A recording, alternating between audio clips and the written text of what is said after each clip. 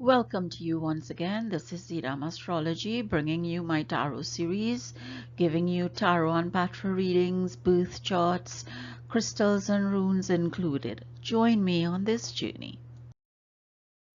Trine, this is your reading or your analysis for the period September 12th to the 30th, 2022.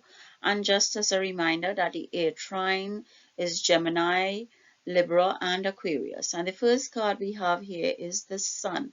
And what a start, air trine. This is the situation that you are currently facing. It's all about your finances, your career, your relationship, the goals that you may have. And the Sun tarot card is one of joy, happiness, good things to come. You know, it is the symbol of light and represents hope and energy. And the Sun card is also about yourself, you know, who you are and how you cultivate your personality and your character. And the Sun's radiance is where your original nature can be encountered, and you can look at your health and safety. The limitations of time and space are stripped away because the soul is refreshed and temporarily protected from the chaos outside of your immediate environment, as it was, or the garden walls that are surrounding you. Under the light of the sun, you know, life reclaims its goodness, its truth, its beauty. And, you know, once you are shown this card, it usually signifies that there's some divine spiritual guidance around you, or that are showing you an image of resolution, and it will portray a meaning of bringing opposites together. You know, it tells you can do no wrong. It's all good. So this is the sun. This is the sun card for you with your present position, and it's a beautiful card.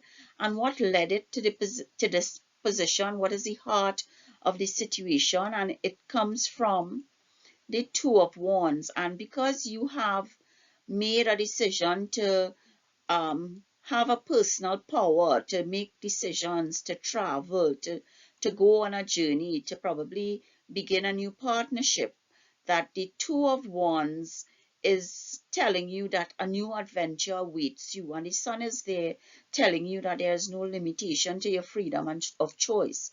And the Two of Wands represents two parts and you, with the ability to choose. You know, are you dissatisfied and ready to find a new route? Which road will you travel down? Will the grass be greener on the other side? You know, there are serious decisions to make, but the current situation with you is the sun, so that you can do nothing wrong. Whichever path you choose, it tells you that you can do no wrong. So the Two of Wands suggests that you are well equipped to make the tough calls, and that, you know, whether to stay or to go, whichever decision you make, it's going to be good for you. The sun is there shining on you. Human nature is going to shine on you. The divine is shining you. And the Two of Wands can also be a card of possibilities, that what could be to come, you know, a push towards a partnership. It predicts success in creative ventures, especially those that involve cooperation. You know, and if the Two of Wands represents you and your situation, then you truly have the world in your hands. And you know, now you must figure out what to do with it, because you have to make the choice. So these are really two good cards that are starting you off, a trine. And what is your character? My goodness, the character comes from the Nine of Pentacles, and it is a card of promise, success, and wish fulfillment. Oh, everything is flowing for you here, air trine. It is really flowing for you, because the Nine of Pentacles, it gives you a time um, of putting forward your goals where you can accomplish them. You know that you are going to have all your wishes fulfilled. Affluence and wealth are the literal symbolisms of this card. You know, it could also symbolize affluence and wealth in an emotional or spiritual area of your life. you know, and we see a woman in this card, and a woman is on the heavy side. Sometimes this card means pregnancy, you know, sometimes this card also signifies travel, and that you are about to travel, or that you need to travel to complete your hard work or experience the rewards of your hard work. So this is really a good reading for you. And what is the advice of the guides? And the advice comes from, let's see, the Three of Wands. And the Three of Wands is all about you are standing on the edge of the cliff, you are looking out, you know that saying, master of all you survey. And that is what this Three of Wands is telling you. This Three of Wands is telling you that here now you are standing on the edge of the cliff, you are looking at everything that are in front of you, you are looking at everything that could go smoothly or that might have obstacles. You know, it tells you that you see everything that is ahead of you. You know, the wands are planted into the ground and surround you, but you have one in your hand. You are seeing clear skies and cool waters in front of you. There is no rough seas, you know. You look forward and reflect on both the commitment that you have for your plan, as well as the method of execution that you might bring about to have reality um, sourced in your life, to bring order to them. And the meaning of the Tree of Wands hints too that you are planning to go or going to plan for the future with more conviction. You know, this could mean that everything around you and your plans are going smoothly, and that you have taken the time to plan properly for your future, so that it hints that you are perhaps creating a stable foundation for yourself. And all your cards are really beautiful.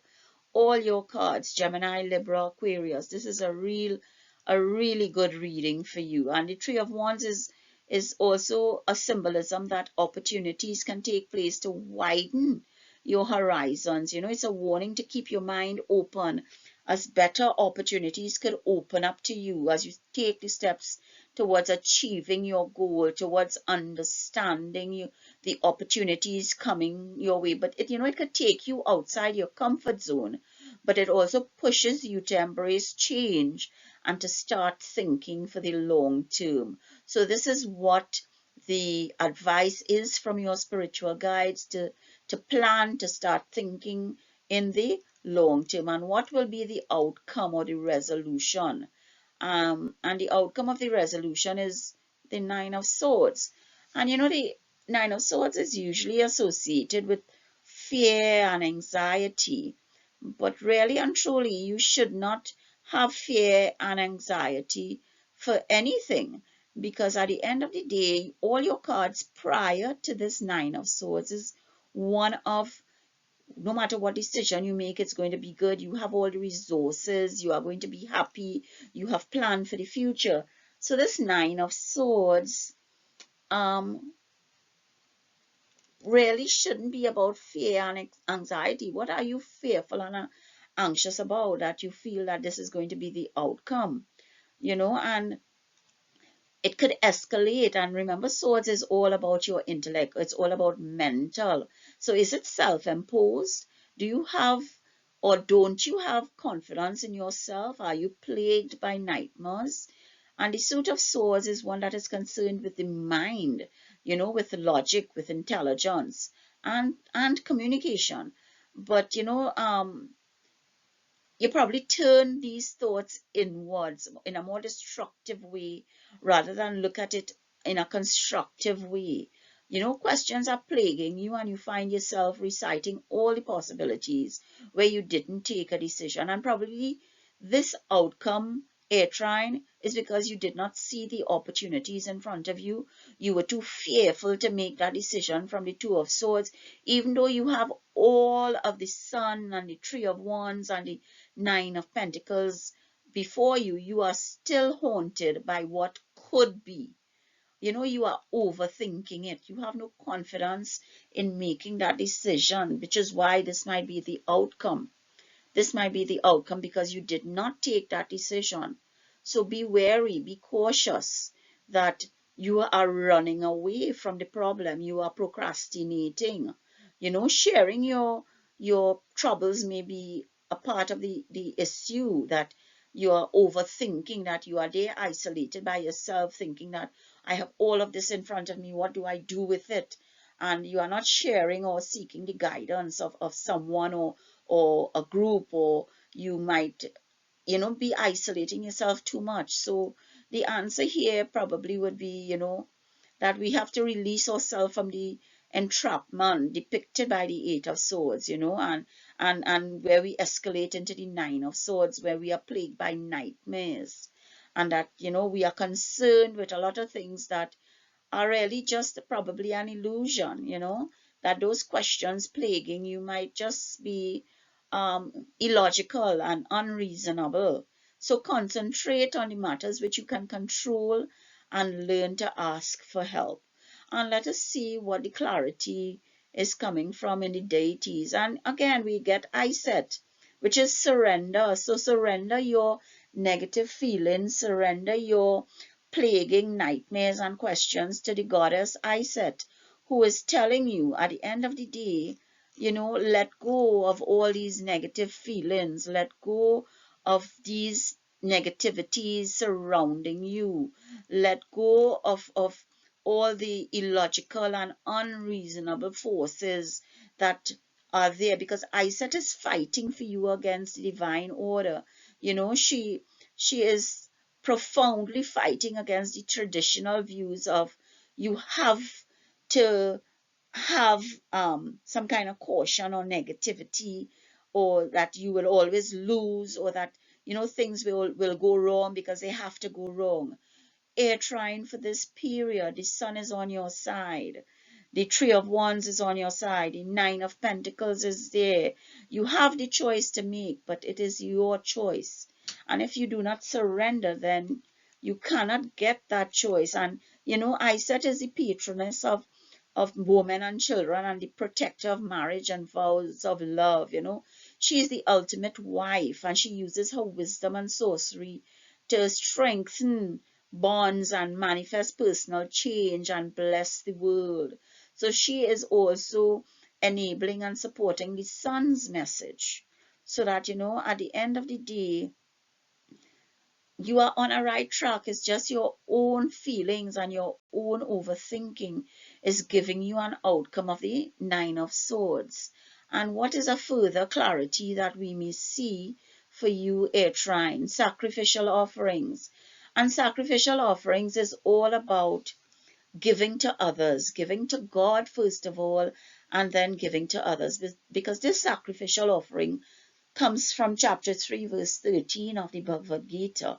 And it tells you that, those who eat food that is first offered in sacrifice are released from all kinds of sins.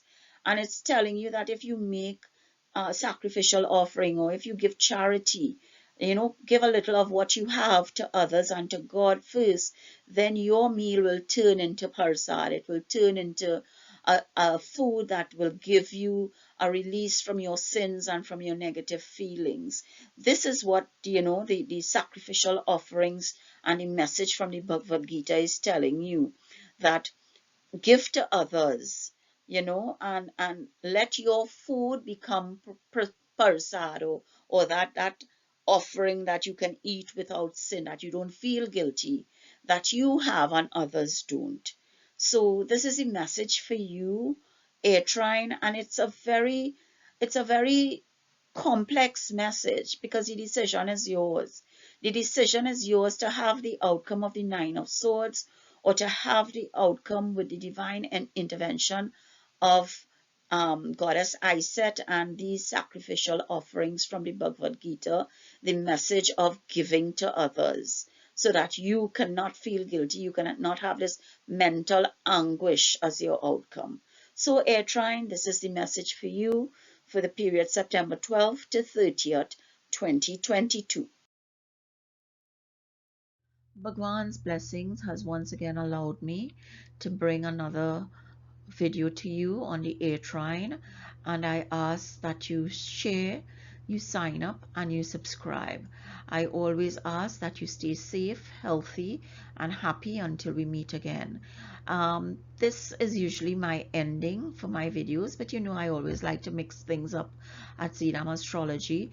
And after this slide, you will find a tutorial on the concept of the trine, which I am utilizing for these horoscopes of the zodiac for you on Zidam Astrology on my YouTube channel. So if you wish to have further information on why I use the concept of the trine and what the trine is all about, then you can continue on with this video. Thank you so much, and once again I remind you, share, sign up, and subscribe. The next 3 slides give you a synopsis or summary of the air trine and Vedic astrology and its alignment with the tarot card and the tarot spread as we see it, or as I see it here at Zidam Astrology. And this is just a reminder that the air signs are Gemini, Libra, and Aquarius. Okay, this is your tutorial. As I mentioned to you in this video, that I'm going to leave a tutorial so that you can see why I have formulated the trine concept to read horoscopes at Zidam Astrology rather than read individual signs from Aries to Pisces for you. And I've found in my research and in my reading and from my teachings that there are commonalities between the tarot and the Kundali, which is your birth chart in Vedic astrology. So that these are the commonalities that have aligned together, that have created a method that will utilize the tarot and Vedic astrology to read and analyze for you in the trine concept. And this is a Kundali or birth chart taken randomly on somebody born on April 21st, 2022 at 6 a.m. And this person's birth chart or natal placements are here for you to see that these are the placement. This is the fate of this person. This is the ascendant or lagna, as we say in Vedic astrology, where we say this is the first house of the 12 houses in the zodiac sign. So wherever the ascendant or lagna falls is where we denote in Vedic astrology your first house. And in this particular chart we go clockwise from Aries to Pisces so that we'll know where your first to 12th house falls. So your first house is Aries, your 12th house will be Jupiter. And each house in Vedic astrology denotes something. It denotes your wealth, your family, your siblings, your relatives, your children, your marriage, your father, your mother, your work, your career, your community, your luck, your spirituality, your illnesses, whether it's chronic or routine, you know, how you will earn your money, how you will lose your money, a multiplicity of things. And each of these houses has its significations that we read for you in Vedic astrology. So this is your natal chart. This is your fate. You cannot change the positioning of these planets in your Kundali, because this is the placement of the planets when you were born, the time you were born, and the place you were born. However, you cannot change fate, but you can change destiny. And destiny comes from the transit of the planets, because each of these planets, they move from one sign to the next during particular periods. And you can change your destiny through your freedom of expression and will, through your ambition, through your courage, so that you can change destiny. You can't change fate. And the transit of planets will give you a chance to change your destiny. And transits, planets move, as we see here, Saturn every 2.5 years, and so on and so forth. This is how planets move from one sign to the next. Neptune takes 14 years to move from one sign to the next. Mercury takes 1 month. Sun takes 1 month. And you will see these are the 12 planets that I deal with at Zidam Astrology, so that they are the ones that I look at and how they move.